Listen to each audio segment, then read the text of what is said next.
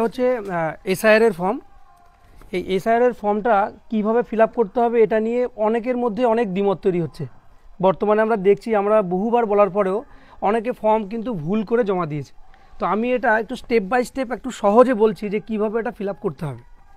তো সবার প্রথমে একজন মানুষের কি লাগবে? আধার কার্ড, বাবা মায়ের ভোটার কার্ড, স্বামী স্ত্রীর ভোটার কার্ড, মোবাইল নাম্বার, 2002-এর লিস্টে নিজের বা আত্মীয়ের যার নাম আছে সেই কপি, 2 কপি ছবি, এগুলো নিয়ে। তো যদি আমরা আধার কার্ড বা ভোটার কার্ড পেয়ে যাই, তাহলে এখানে সবার প্রথমে লেখা আছে জন্ম তারিখ। যে ব্যক্তির ফর্ম ফিল আপ করা হবে সেটা কিন্তু এখানটায় উপরে ইনফরমেশানটা অলরেডি দেওয়া আছে। যেমন এখানে আমি একজন ব্যক্তির করছি, বেনুলাল নাথ, এর নাম দেওয়া আছে, এপিক নম্বর দেওয়া আছে, অ্যাড্রেস দেওয়া আছে, সব দেওয়া আছে, ক্রমিক সংখ্যা সব। শুধুমাত্র এখানটায় ওনার লিখতে হবে জন্ম তারিখ। তাহলে ওনার জন্ম তারিখ যদি 10 ফেব্রুয়ারি 1984 হয়, তাহলে 10-2-1984 লিখলাম। নেক্সট আছে আধার নাম্বার। আধার নাম্বারটা আমরা আধার কার্ড দেখে লিখলাম। নেক্সট আছে মোবাইল নাম্বার। মোবাইল নাম্বারটা আমরা লিখতে পারবো।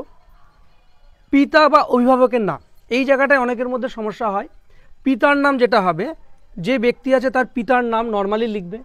অনেক সময় যারা বিবাহিত মহিলা তাদের পিতার নাম এখানটায় লিখবে। প্রবলেমটা হয় অভিভাবক নিয়ে, যে অভিভাবকটা এখানটায় কী দেওয়া যায়। অ্যাকচুয়ালি এখানে অভিভাবক হিসাবে সবসময় পিতাকে দেওয়া উচিত বা মাতাকে, কিন্তু অনেকে ভাবছে যে ভোটার কার্ডে স্বামীর নাম আছে, ভোটার কার্ডের বর্তমান ইনফরমেশনটা এখানটা দিতে হবে। তো স্বামীর নাম দেওয়ার জন্য কিন্তু আমাদের নিচে কিন্তু কলাম রয়েছে, তাই এই জায়গাটায় প্রত্যেকে বাবার নাম দেওয়াটাই বেশি বাঞ্ছনীয়। তাহলে এখানটায় পিতার নাম লিখবে। নেক্সট হচ্ছে পিতার এপিক নাম্বার, মানে ভোটার নাম্বার। ভোটার কার্ড দেখে এপিক নাম্বারটা লিখবে বর্তমানে যেটা আছে। তো এই এপিক নাম্বার আবার অনেকের হচ্ছে বাবা হয়তো মৃত, তাহলে মৃত হলে তার ভোটার নাম্বার দেওয়ার কোনো প্রয়োজন নেই, কিন্তু নামটা তার দিতেই হবে। নেক্সট আসছে মায়ের নাম। একই রকম মায়ের নাম আমাদের এখানে লিখতে হবে। যে ব্যক্তি তার মায়ের নাম লিখতে হবে। যদি তিনি বেঁচে থাকেন, তার ভোটার কার্ড থাকে, তাহলে অবশ্যই মেনশন করতে হবে। যদি তিনি মৃত হন, তাহলে এখানে মেনশন করার প্রয়োজন নেই। নেক্সট আসছে স্বামীর নাম বা স্ত্রীর নাম। ব্যক্তি যদি পুরুষ হয় তাহলে তার স্ত্রীর নাম এখানে হবে, ব্যক্তি যদি মহিলা হয় তাহলে এখানে স্বামীর নাম হবে, এবং তার ভোটার কার্ড যদি থাকে এখানে লিখতে হবে। তাহলে এই জিনিসটা আমরা সম্পূর্ণ বুঝলাম যে এটা 2025-এর তথ্য, বর্তমান তথ্য। এখানে আগের কোনো তথ্য নেই, একদম বর্তমানে যে তথ্য আছে, যেটুকু অ্যাভেলেবেল আছে সেটুকুই দিতে হবে। আর ফর্ম ফিল আপ করতে গিয়ে আমরা বাংলা বা ইংরেজি দুটো ফর্মই ব্যবহার করতে পারি। ইংরেজিতে লিখলে খুব ভালো, কিন্তু কেউ যদি বাংলায় লেখেন কোনো অসুবিধা নেই, কিন্তু ডিজিটগুলো কিন্তু ইংরেজিতে লিখতে হবে। যেমন আমার আধার নাম্বার 3825 দিয়ে শুরু হয়, তাহলে যেন ইংরেজি হরফে হয়, 3825 হয়, 38 যেন না হয়, ইংরেজিতে লিখতে হবে ডিজিটগুলো, যে অঙ্কগুলো থাকবে। তাহলে ওপরটা পুরোপুরি ক্লিয়ার। নেক্সট আসছে এই বিএলও সাহেব, এখানে একটা প্রশ্ন করি। এখানে হচ্ছে পিতা বা অভিভাবকের নাম, বিবাহিত মহিলার ক্ষেত্রে সেক্ষেত্রে তার নামটা কি আসবে? বিবাহিত মহিলার ক্ষেত্রে পিতার নামই আসবে, যে মহিলা তার নিজের 2025 ওয়াইজ সেই বিবাহিত মহিলার ভোটার কার্ডে রয়েছে তার স্বামীর নাম, मतलब সে বিয়ের পরে ভোটার কার্ডটা পেয়েছে। বিয়ের আগে যদি পায় তাহলে কি হয়, যে ট্রান্সফার করে তার বাবার নাম থেকে এসে স্বামীর নাম। একদম একদম একদম। এইবার দেখা গেল সে মহিলা বিয়ের পরেই ভোটার কার্ডটা নতুন পেয়েছে এবং শুরু থেকে তার স্বামীর নাম রয়েছে, সেই ক্ষেত্রে সে অভিভাবক কাকে দেবে? অভিভাবক এখানটা পিতাই থাকবে, কারণ তার তো পিতা আছে, জন্মদাতা পিতার নামই দেবে। স্বামীর নাম দেওয়ার জন্য এখানটা কিন্তু আমাদের অপশন রয়েছে। ক্লিয়ার এই জায়গাটা? আচ্ছা, নেক্সট পার্ট, নিচের অংশটা। নিচের অংশটা রয়েছে দুটো পার্টে রয়েছে। এই জায়গায় যে বিষয়টা রয়েছে একদম ফর্মের যেটা বাম দিকে এই যে উক্ত ব্যক্তি এখানে যে নামটা দেওয়া হয়েছে, এনার যদি 2002-এর লিস্টে নাম থাকে তবে এই দিকটা ফিল আপ করবো। এবার এই দিকটা ফিল আপ করার কথা কিন্তু আমরা বিভিন্ন জায়গায় দেখছি, বিভিন্ন জায়গায় ভাবছি, কিন্তু এখানে ফিল আপ করতে গিয়ে অনেকে অনেক রকম সমস্যার সম্মুখীন হচ্ছে। সেটা আমি একটু ক্লিয়ার করার চেষ্টা করছি। যেমন আমি মনে করলাম এখানে যে ব্যক্তি আছেন তিনি হলেন কৃষ্ণহরি নাথ। এখানে কৃষ্ণহরি নাথ রয়েছেন। তো কৃষ্ণহরি নাথ এনার নাম আমরা নিয়ে বসবো 2002-এর লিস্ট। এই 2002-এর লিস্টে আমি এখানে দেখতে পাচ্ছি কৃষ্ণহরি নাথের নামটা রয়েছে। তাহলে এই ব্যক্তি এইখানে যে অংশটা রয়েছে নির্বাচকের নাম, এই নির্বাচকের নামের এখানটা লিখবে কৃষ্ণহরি নাথ। লেখার পর বলা হচ্ছে এপিক নং যদি থাকে কৃষ্ণহরি নাথের সঙ্গে, এই যে একদম যদি আমি সরাসরি একটা দাগ টানি, সোজা দাগ, এইখানে এই যে এপিক নাম্বারটা রয়েছে মানে ভোটার নাম্বার, তাহলে এই ভোটার নাম্বারটা কিন্তু এইখানটায় বসবে। তাহলে নির্বাচকের নাম যে ব্যক্তি রয়েছে সেই ব্যক্তিরই নাম হচ্ছে 2002-এর লিস্টে দেখে, এবং তার নিচে তার এপিক নাম্বারটা হলো। সমস্যা সবথেকে বেশি হচ্ছে যেখানে আত্মীয়ের নাম। আত্মীয়ের নামটা অনেকে ভাবছে এখানটায় নিজের তো নাম এখানে বসেই গেল, আত্মীয়ের নাম আমি বাবা দেবো না মা দেবো, কি দেবো। এখানে সবসময়ের জন্য একটা কথা আমি বলছি, নিচের পার্টটা 2002 সাল ছাড়া আর কোনো রকম কোনো তথ্য এখানে গ্রান্টেড নয়। 2002 সাল মানে এই তথ্যটা।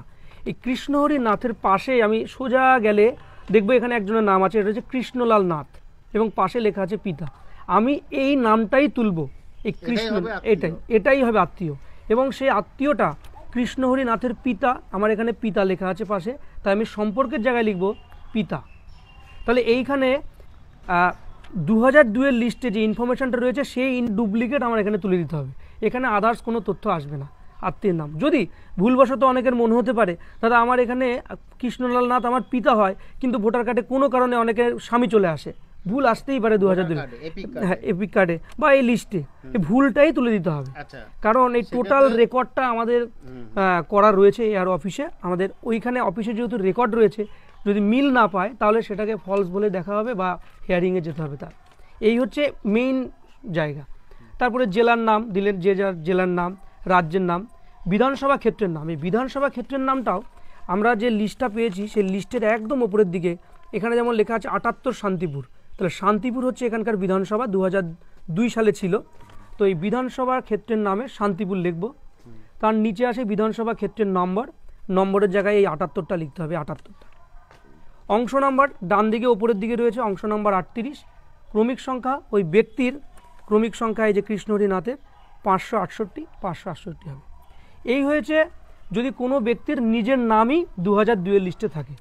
এবার বাই এনি চান্স ওই ব্যক্তির নাম নেই 2002 এর লিস্টে, তাহলে 18 বছর হয়নি সেই সময়, একদম তার নাম থাকবে না, তাহলে তার আত্মীয় থাকবে। এবার আত্মীয়র যে কথা বলা হয়েছে এখানে হতে পারবে বাবা, মা, ঠাকুমা, ঠাকুরদা, পিতৃ পরিচয় যেতে হবে। বাবা মা ঠাকুরমা ঠাকুরদার মধ্যে যে কোনো একজনের যদি থাকে তার এরকম এই 2002 এর লিস্টটা বের করতে হবে। এই 2002 এর লিস্টটা বের করে আমি মনে করলাম যে এই ব্যক্তির বাবার নামটা 2002 এ রয়েছে, এখানে রয়েছে বেনুলাল নাথ, একদম তার নামটা 2002 এ নেই, কিন্তু তার পরিবার, তার বাবা মা এবং দাদার নাম রয়েছে, সেক্ষেত্রে এখানে কি লিখবে? দাদাও রয়েছে, বাবা মা এবং দাদা না, আমার যে কোনো একজনের নিতে হবে। আচ্ছা, এখান থেকে আমরা যে কোনো একজন, বাবা মা ঠাকুমা ঠাকুরদার মধ্যে যে কোনো একজনকে চুজ করতে হবে। আমি যদি বাবার নাম চুজ করি, মনে করলাম যে ওনার বাবার নাম কানাইনাথ, মনে করলাম কানাইনাথ আমি চুজ করলাম, তাহলে এখানটা আমি প্রথমে লিখবো যে আগের মতো কানাইনাথ। এখান থেকে কানাইনাথের পাশেই আমি দেখতে পাচ্ছি কৃষ্ণহরি নাথ লেখা। আচ্ছা, কানাইনাথ লেখার পরে এপিক নাম্বার, এখানে একটা ভালো জায়গা। অনেকে দেখছে 2002 এর লিস্টে আমাদের ভোটার আইডি তো নেই, অনেকের ছিল না, হয়তো লিস্ট ছিল কোনো কারণে এখানে প্রিন্টেড হয়নি, তো এখানটা ফাঁকাই থাকবে। আচ্ছা, মানে 2000 লিস্টে যদি ফাঁকা থাকে তবে ফাঁকাই থাকবে, এবার কার্ডে থাকুক আর না থাকুক না, একদম একদম 2002 এর লিস্টে একদম ফাঁকা থাকলে ফাঁকা দিতে হবে। নেক্সট আমি ওই আগের মতোই পিতা কৃষ্ণহরি নাথ, এখানে কৃষ্ণহরি নাথ লিখবো, সম্পর্ক পিতা। মানে টোটাল কথা সম্পর্কটা এখানে একটা প্রশ্ন, বড় প্রশ্ন হয়ে দাঁড়িয়েছে, এই যে সম্পর্কটা এটা কে হবে অ্যাকচুয়ালি, যে ফিলআপ করছে, মানে যে যার নামে ফর্মটা ফিলআপ হচ্ছে তার সাথে সম্পর্ক, নাকি যার নাম আমরা দিচ্ছি 2000 লিস্টে যে লিংক করানোর জন্য যে নামটা দিচ্ছি তার সাথে সম্পর্ক? হ্যাঁ, বলে দিচ্ছি। এইখানে যেহেতু একটা জিনিস ক্লিয়ার আছে, আত্মীয়ের বিবরণ। আত্মীয়ের বিবরণ মানে এখানে সম্পূর্ণ রূপে যে ব্যক্তির সঙ্গে লিংক করা হচ্ছে, মানে এনার পিতা, সেই পিতারই ইনফরমেশন দিতে হবে, পিতার সঙ্গে এনার যা সম্পর্ক সেটাই দিতে হবে। সোজা কথা 2002 এর লিস্টে যা আছে তাই। যেমন এই যে আমি কানাইনাথ বললাম, কানাইনাথ, পিতা এখানে কৃষ্ণহরি নাথ আছে, তাহলে আত্মীয়ের নাম হবে কৃষ্ণহরি নাথ এবং সম্পর্ক পিতা। মানে এই যে এইখানে যে সম্পর্কটা রয়েছে এই সম্পর্কটাই এখানে তুলতে হবে, এবং স্বামী হলে স্বামী, এই ব্যক্তির সঙ্গে কোনো রকম ব্যাপার নেই। এইখানে যে ব্যক্তি তোলা হচ্ছে সেই ব্যক্তি নিয়ে হয়ে যাবে। তারপরে রাজ্যের বেনুর ক্ষেত্রে কি হবে? তাহলে এখানে হবে হচ্ছে কৃষ্ণহরি নাথ, তারপরে হচ্ছে বাবার এপিক নাম্বার, হ্যাঁ বাবার এপিক নাম্বার। আত্মীয়ের নাম হবে, আত্মীয়ের নামে যে কৃষ্ণহরি নাথের পাশে যেটা আছে কৃষ্ণলাল নাথ, সম্পর্ক আছে পিতা, তাহলে পিতা একদম লিস্ট দেখে, মানে একদম সম্পূর্ণ এটা দেখে। তার মানে এটা এখানে হচ্ছে উপরে যেটা লিখবো তার বাবার নামটা এখানে আসবে, একদম তার বাবার নাম না, শুধু এখানে যদি লিস্টে মায়ের নাম থাকে তাহলে মায়ের নাম, এইটা দেখে লিখতে হবে। আচ্ছা আচ্ছা আচ্ছা, এইটাই হচ্ছে মেইন। এই জায়গাটায় অনেকে ভুল করে ফেলছে, সবাই এই ব্যক্তির সঙ্গে সম্পর্ক বের করে ফেলছে, এই হচ্ছে নর্মাল ব্যাপার। আর সবার লাস্টে এখানে তাহলে কি এই একই ইনফরমেশন একই, আর সবার শেষে এখানে সিগনেচার করবে। আর কেউ যদি সিগনেচার না পারে তাহলে বাম হাতের ছাপ নেবে এবার কোনো পরিযায়ী শ্রমিকের ক্ষেত্রে পরিযায়ী শ্রমিকের ক্ষেত্রে কেউ যদি বাড়িতে না থাকে, বাড়ির মা বাবা থাকলে বেস্ট হয়। মা বাবা এখানে সিগনেচার করে দেবে এবং পাশে লিখে দেবে সম্পর্কটা কি। বাবা যদি সই করে তাহলে বাবা লিখবে, হ্যাঁ পক্ষের সই। এমনকি বাবা মাও যদি উপস্থিত না থাকে, বাড়ির একজন ভোটার যে আছে সে করলেও পারে, কারণ এখানটা যাদের ভোটার কার্ড আছে, হ্যাঁ সেরকম এখন সাবালক সদস্য হলেই হবে, 18 উপরে।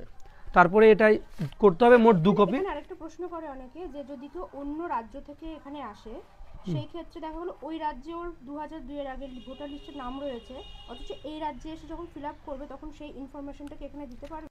হ্যাঁ অবশ্যই সে পারবে। অবশ্যই সে ভারতবর্ষের যে কোনো রাজ্যে হোক না কেন, সেই রাজ্যের ইনফরমেশন এনে এখানে কিন্তু ফর্ম ফিল আপে সে ব্যবহার করতে পারবে। যদি তার নিজের আত্মীয় মানে বাবা মা ঠাকুমা ঠাকুরদার কোনো ইনফরমেশান থেকে থাকে, অবশ্যই সে দিতে পারবে। এবং সেটা দেখতে হবে লাস্ট যে এসআইআর হয়েছে কোনো রাজ্যে, সেই এসআইআরে কত সালে হয়েছে সেই সালের ইনফরমেশনটা তুলে আনতে হবে। আচ্ছা, এবার এক্ষেত্রে অনেক সময় দেখা যাচ্ছে যে সে যার নামে ফর্মটা ফিল আপ হচ্ছে সে পশ্চিমবঙ্গের বাসিন্দা, কিন্তু তার বাবা সে লিঙ্ক দিয়ে করতে চাইছে, কিন্তু বাবা হচ্ছে বিহারের বাসিন্দা। অবশ্যই করতে পারবে। বিহারে যেটা এসআইআর লাস্ট হয়েছিল সেটা 2003 এবং 4, যেটা নির্বাচন কমিশন বলছে বিহারের ক্ষেত্রে 2003-4 এবং পশ্চিমবাংলার ক্ষেত্রে 2002। এইবার সেখানে সেই ব্যক্তি লিঙ্কেজটা তার বাবা মা দেবে, বিহারের লিঙ্কেজটাই দেবে, সেক্ষেত্রে সে কত সালের এটা লিস্টটা দেবে।